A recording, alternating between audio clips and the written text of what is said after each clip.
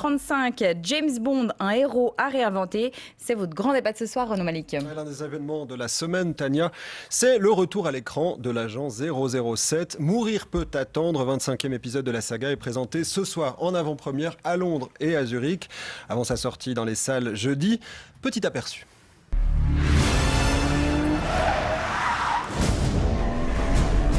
Why would I betray you?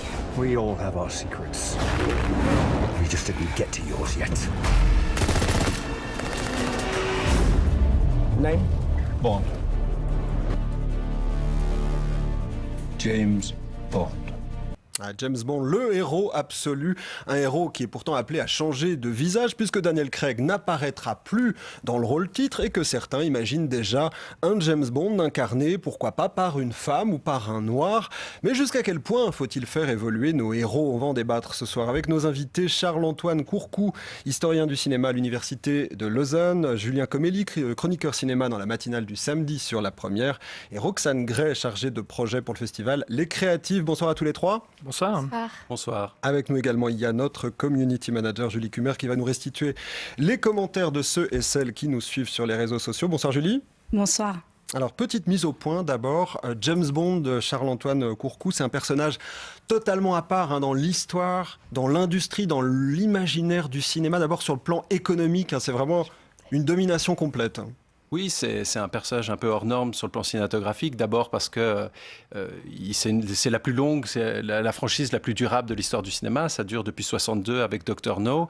Et il y a eu 25 films depuis. On est presque au stade d'une série télévisée où on serait attaché au personnage comme ça, qui a passé par toutes les périodes de l'après-guerre jusqu'à aujourd'hui. Je crois que le nouveau film marquera, enfin celui qui sort demain, marquera le 25e.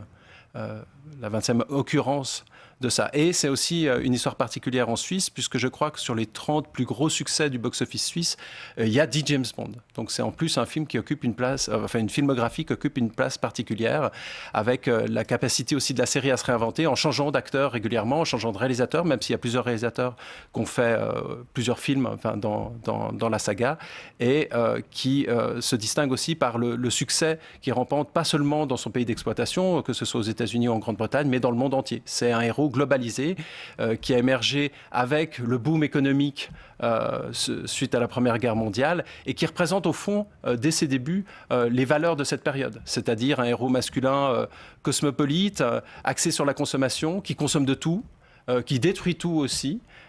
C'est pas vraiment un exemple écologiste.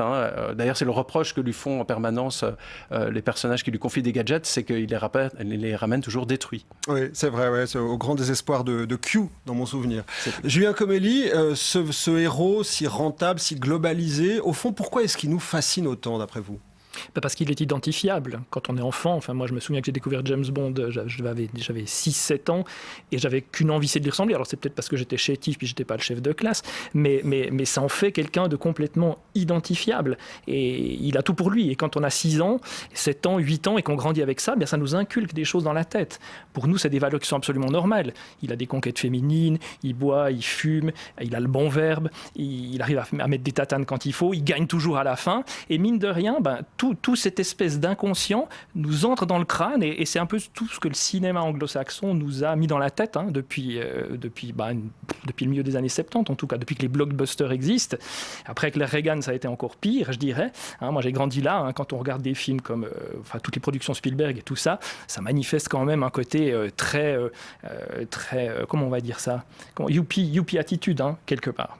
Charles-Antoine Courcou, vous disiez un héros apparu dans le contexte des 30 Glorieuses. Est-ce qu'il a évolué depuis ? Est-ce qu'il s'est modernisé ?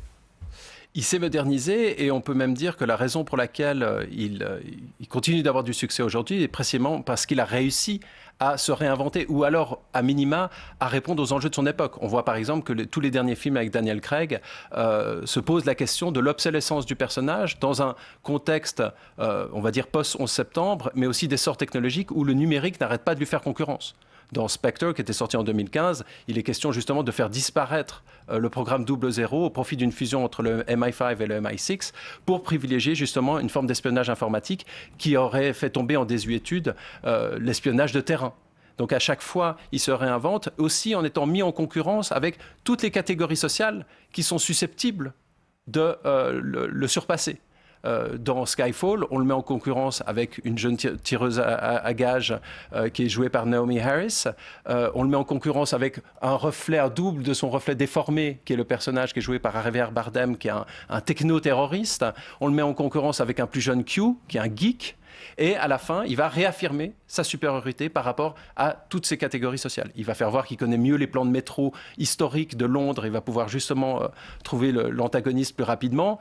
Et tout ça va passer aussi par un processus de naturalisation. C'est en ça que ça devient un héros évident. C'est que tous ces films ont toujours été assez habiles pour naturaliser la supériorité du personnage. Et à la fin de Skyfall, par exemple, on voit qu'il passe dans ce combat un peu à la maison comme ça, par la terre, il passe sous la terre, par le feu avec les flammes des explosions, par l'air avec le souffle comme ça, et par le lac. Il y a une quadruple purification par les éléments de la nature qui lui permet à la fin de ressurgir, de renaître et de se réaffirmer comme héros supérieur. Et quand il rentre au bureau du MI6, qu'est-ce qu'il fait ? Eh bien, on voit que Naomi Harris, qui lui faisait justement concurrence, retourne derrière son bureau en tant que Moneypenny, quitte le terrain pour devenir secrétaire et lui va triomphalement sur le toit du MI6. Donc à chaque fois, il y a une possibilité comme ça de naturaliser la supériorité de ce personnage. Et juste pour dire, ce schéma de passage par les éléments naturels, qui est le film de Sam Mendes, devient le principe structurant du film que Mendes a réalisé ensuite, qui était 1917, où le personnage du héros passe aussi par tous les éléments naturels jusqu'à sa victoire finale. Ok, alors là, je pense qu'on ne va pas se tromper. On est face à deux fans ultimes et deux très grands connaisseurs de James Bond. C'est pas forcément votre cas, Roxane Gray. Je sais malgré tout que dans James Bond, vous en avez vu. Est-ce que vous avez l'impression qu'aujourd'hui, on est face à un héros de notre temps ou un héros de l'ancien temps ? Alors pour moi, ce serait plus un héros de l'ancien temps. J'ai aucune aversion évidemment pour James Bond. Je suis pas non plus particulièrement fan, bien que j'ai vu les derniers blockbusters au cinéma. Mais en tant que femme notamment, je me suis pas particulièrement identifiée à une démonstration presque caricaturale d'une virilité et à des personnages féminins qui sont le plus souvent utilisés comme faire-valoir esthétique, avec un gros potentiel de séduction, qui sont souvent plus objets de désir, de convoitise, de regard que de sujet. Et j'ai notamment pu lire l'édito de Géraldine Savary, publié ce 26 septembre dans Femina, qui est assez révélateur de la place de la femme, notamment dans les James Bond. James Bond interagit dans les 24 films avec 108 femmes, et parmi ces 108 femmes, il a des rapports sexuels avec 61 d'entre elles, en agresse 32, en tue 25, en gifle 4 après des rapports sexuels, une est étranglée, une est violée, 9 est regardée sans son consentement, et 2 s'en font arracher les bikinis et sous-vêtements. Donc voilà, après ces statistiques qui sont assez lourdes, ça explique aussi peut-être pourquoi j'ai un petit peu plus de mal à m'identifier puis à admirer ce stéréotype de super-héros actuel. Julien Comélier, est-ce que ça incite pas tout ça à changer un petit peu de regard sur le personnage ? Mais maintenant, j'aimerais juste dire qu'il y a déjà eu des changements sur le personnage. Alors certes moindres, mais je remarquerai qu'en 1971, dans Les Diamants sont éternels, il a une seule conquête dans le film. C'était apparemment surréaliste à l'époque. Et surtout en 1981, John Glenn, le réalisateur de tous les James Bond des années 80, avec qui j'ai eu la chance de m'entretenir plusieurs fois, m'avait dit que quand ils ont fait Rien que pour vos yeux, ils avaient imaginé Carole Bouquet comme la première incarnation de la Bond girl indépendante, mais qui n'est pas sacrifiée. Parce qu'en général, dans un James Bond jusque-là, quand on avait une James Bond girl indépendante, ou qui affichait une différence, eh bien, elle finissait pas vivante le film. Et là, non seulement le film vivante, mais James Bond la considère. C'est-à-dire qu'elle devient son allié au même niveau, et même, alors, détail ultime, il lui permet de conduire une voiture et une 2 chevaux. Vous imaginez un peu, quoi. Et puis si vous regardez l'affiche du film, elle est très révélatrice. On voit, alors cette image hyper emblématique, évidemment, il y a un côté malgaise puisqu'on voit les jambes de Carole Bouquet, mais regardez la taille qu'a James Bond par rapport à Carole Bouquet. Carole Bouquet, elle est armée, elle est prête à dégainer, et cette affiche, elle a été recopiée 1000 fois. Et pour moi, c'était quand même le début d'un vague changement. Oublions pas encore une chose dans ce film, c'est que c'est la première fois aussi qu'il refuse les avances d'une James Bond girl, qui lui fait des avances et lui dit non, vous êtes trop jeune pour moi, ça ne va pas le faire. Alors Julien Comélier, chroniqueur, Roxane Gray, chargé de projet pour le Festival Les Créatives, et Charles-Antoine Courcou, historien du cinéma. Vous restez avec nous, on le disait, c'est la dernière fois que Daniel Craig apparaît dans le rôle de James Bond. Alors forcément, beaucoup d'interrogations, et ce depuis quelques années, à propos de la suite. Qui lui succédera ? Qui pour incarner le prochain James Bond ? Certains, on le sait, plaident pour un James Bond incarné par par un noir, d'autres par une femme. Julie Cumer, on a voulu savoir ce qu'en disaient ceux et celles qui nous suivent sur les réseaux sociaux. Alors la réponse ? Alors, la majorité de nos followers semblent très attachés au personnage de James Bond, un agent secret qu'ils et elles souhaitent fidèle à lui-même. James Bond doit rester un homme, nous dit Minnie Eke sur Facebook. Le personnage a été créé ainsi. Le fait d'être tel quel ne peut-il pas aussi être dans l'air du temps ? James Bond correspond à une période particulière et mine de rien, il a évolué à travers ses films. Comme Minnie, Yo-Moi semble très attaché au fait que James reste un homme, peu importe sa couleur, affirme-t-il. Ce que j'aime, c'est son côté anglais, galant. Les femmes autour de lui savent très bien évoluer, comme le personnage de 007. Et il tombe à nouveau d'accord avec Minnie Eke qui lui répond qu'il faudrait en effet que les scénaristes sachent proposer d'autres personnages qui correspondent peut-être plus à la société d'aujourd'hui. Mais par pitié, implore-t-elle, qu'on laisse les personnages existants ainsi. Elisabeth Maillard, quant à elle, nous propose sur Facebook une autre évolution possible. L'agent 007 peut être une femme, déclare-t-elle, mais James Bond ne peut être qu'un homme. Ce qui met d'accord Nick Siegenthaler qui nous propose plutôt de ressusciter correctement le Indiana Jones féminin qu'aurait pu devenir Lara Croft. Roxane Gray, vous seriez favorable, vous, contrairement à la plupart des personnes qui ont été citées à l'instant, est-ce que les producteurs de James Bond fassent un geste fort et choisissent une femme pour incarner le prochain James Bond ? Eh bien, écoutez, surprenamment, je rejoindrai la productrice de James Bond et Daniel Craig, tout simplement parce que s'il s'agit juste de faire une action un petit peu symbolique et alibi en se disant on met une James Bond femme et après on n'en parle plus, je trouverais ça assez dommage. Je penserais plutôt qu'il faudrait créer d'autres personnages féminins authentiques, complexes, forts, avec leurs propres histoires et leurs propres problématiques. Mais pourtant, on a l'impression que c'est difficile. On a de la peine à les faire émerger à Hollywood ou ailleurs, ces personnages féminins. Charles-Antoine Courcou. Oui, il paraît clair qu'il y a une certaine frilosité. Il y a eu beaucoup de tentatives ces dernières années de créer des personnages féminins en tête d'affiche d'un certain nombre de productions. C'est d'ailleurs intéressant de savoir que Eon Production, qui produit avec la famille Broccoli James Bond, a sorti un film, je crois, l'année dernière, qui s'appelait The Rhythm Section, avec Blake Lively dans le rôle titre, qui était supposé être l'équivalent de James Bond, mais dont on voit qu'ils n'ont pas réussi à écrire justement un personnage qui aurait les qualités que moi et Roxane auront envie de lui voir, c'est-à-dire cette autonomie, cette capacité physique qu'on prête au personnage masculin. Au fond, ce ne serait pas très difficile. Il suffirait de prendre le scénario du nouveau James Bond, de changer James en Jane, et ce serait fait. Mais ça ne se produit jamais. Ça aurait du sens pour vous ? Oui, parce qu'il y aurait un intérêt comme ça à voir ça passer à l'écran. Il y a un exemple célèbre dans l'histoire du cinéma qui est le film Salt, qu'Angelina Jolie a interprété. Et ce film devait être joué par Tom Cruise. Il faut voir la différence entre les deux scénarios pour comprendre à quel point les gens qui réécrivent ça ont intériorisé tous les stéréotypes de genre, à quel point il y a besoin de retravailler ça à partir du moment qu'on sait que c'est une femme. Et il y a tout un ensemble de stéréotypes. Par exemple, quand on voit les femmes se battre, elles peuvent rarement être blessées au visage. Ça, c'est un stéréotype très qu'on voit dans tous les films actuels d'espionnage avec des femmes. Elles doivent toujours se battre avec des chorégraphies qui font penser à de la danse, ce qui est rarement le cas des héros masculins. Il y a tout un ensemble de traits comme ça, où elles sont souvent opposées à des femmes aussi, plutôt qu'à un antagoniste masculin. Donc apparemment, il y a encore beaucoup de barrières. Moi, je suis assez d'accord. Finalement, on voit bien que de toute façon, James Bond, c'est la célébration masculiniste, comme ça, de la capacité justement du patriarcat à s'adapter à différents contextes et à proposer une solution à différents contextes. Maintenant, ce qui serait intéressant, c'est plutôt de pluraliser les héros et que cet héroïsme ne repose pas toujours sur une subordination de toutes les autres catégories sociales. Alors, pluraliser les héros, démasculiniser les castings, on vous entend bien. Cela dit, Julie Cumer, il y a une crainte qui a été exprimée sur les réseaux sociaux, c'est celle du politiquement correct. C'est dommage que de nos jours, on soit obligé d'avoir des quotas partout pour satisfaire tout le monde, nous dit Thierry Zuber sur Facebook. Il faut minimum 3 noirs ici, minimum 2 responsables féminines dans cette entreprise, minimum 8 trans dans cette publicité. Il faut au minimum un film James Bond avec le personnage principal noir, féminin, asexuel et tout ce qui va avec. C'est absurde, dit-il.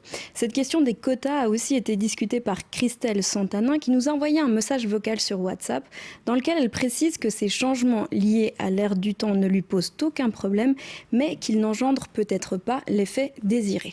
Dans toutes les séries, maintenant, il y a des couples à trois, des couples d'homos, etc., etc. Tout le monde veut être dans l'air du temps.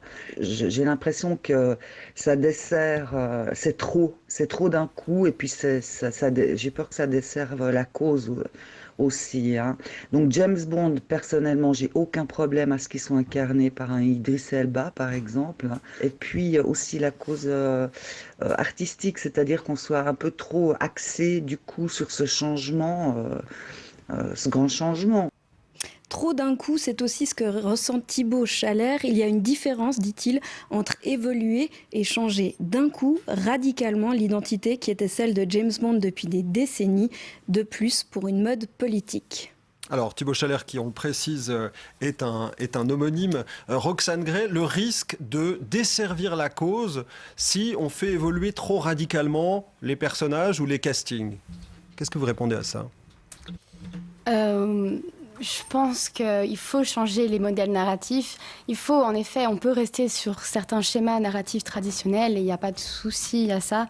On peut aussi essayer de moderniser des schémas plus traditionnels ou d'inventer d'autres histoires complètement avant-gardistes. Je pense que l'important, c'est d'essayer de proposer des histoires qui parlent à une grande diversité de la société, qui montrent la diversité des âges, des genres, des origines culturelles et sociales, des nationalités. Moi, je pense qu'on va vers là et que c'est aussi un rôle important de cinéma et des arts, d'essayer de montrer puis de parler à un grand public dans toute sa diversité. Julien Comely, comment est-ce que vous voyez, vous, cette évolution et ces attentes toujours plus grandes vis-à-vis du cinéma, vis-à-vis d'une saga, par exemple, comme James Bond, cette envie de faire en sorte qu'elle reflète davantage l'air du temps, la diversité ? Qu'est-ce que vous en pensez, ça ? Écoutez, moi j'ai un peu l'impression que James Bond est un peu le bouc émissaire actuellement de beaucoup de choses. Je pense que vous pouvez prendre 9 films sur 10 et faire le même test, vous allez vous retrouver à la même chose. Je vous donne juste un exemple. Vous prenez le personnage de Harry Potter. Je fais un grand écart, mais il est anglais. Apparemment, il est hétérosexuel, apparemment, il est cisgenre, et pourtant, personne ne lui tape dessus. Moi, je pense que c'est tout ce qu'il y a autour de James Bond qui doit bouger, qui doit évoluer plus vite, beaucoup plus vite. Et peut-être, moi, je dirais, pourquoi ne pas confier les rênes du prochain James Bond à une femme ? On a Catherine Bigelow, par exemple, qui a été oscarisée pour Des mineurs, qui a fait Zero Dark Thirty, Detroit. Je pense que ça pourrait être une bonne idée. Quand même. Point Break est peut-être pas son meilleur film, mais voilà, pourquoi pas commencer comme ça en disant, donnant les rênes du royaume pour le prochain film à une femme, en plus qui connaît son job, et qui est dans un métier d'homme et dans un rôle, dans un film d'homme, entre guillemets, pour montrer une vision différente. Et c'est peut-être par là qu'il faut, à mon avis, commencer les choses et désamorcer. Mais un James Bond qui se transforme en Jane Bond, ça vous parle pas ? Vous n'iriez pas le voir ? Mais c'est pas que j'irai pas le voir, bien sûr que j'irai le voir, mais je pense qu'il y a un problème à la base. On change pas les héros aussi facilement. On sait que James Bond est un type imbuvable. Ian Fleming l'a écrit dès 1953. C'est quelque chose, c'est un fait établi. Ce qu'il faut changer, c'est la vision des autres par rapport à lui et que de plus en plus on lui fasse comprendre que sa manière d'agir fonctionne pas. Et ça pourrait peut-être même donner un film assez drôle. Pourquoi pas, on vous croit sur parole. En tout cas, Mourir peut attendre, ça sort cette semaine. L'avant-première a lieu en ce moment même, d'ailleurs, je crois, à Londres et dans quelques heures à Zurich. Merci d'être venu parler de James Bond avec nous. Julien Comely, chroniqueur cinéma. Charles-Antoine Courcou, historien du cinéma. Roxane Gray, chargée de projet pour le festival Les Créatives. Merci également à vous, Julie Cumer. À noter que nos collègues de Vertigo prévoient une émission spéciale jeudi pour la sortie du nouveau James Bond sur les écrans. Ils seront notamment avec l'historien Guillaume Evin, grand spécialiste de la saga.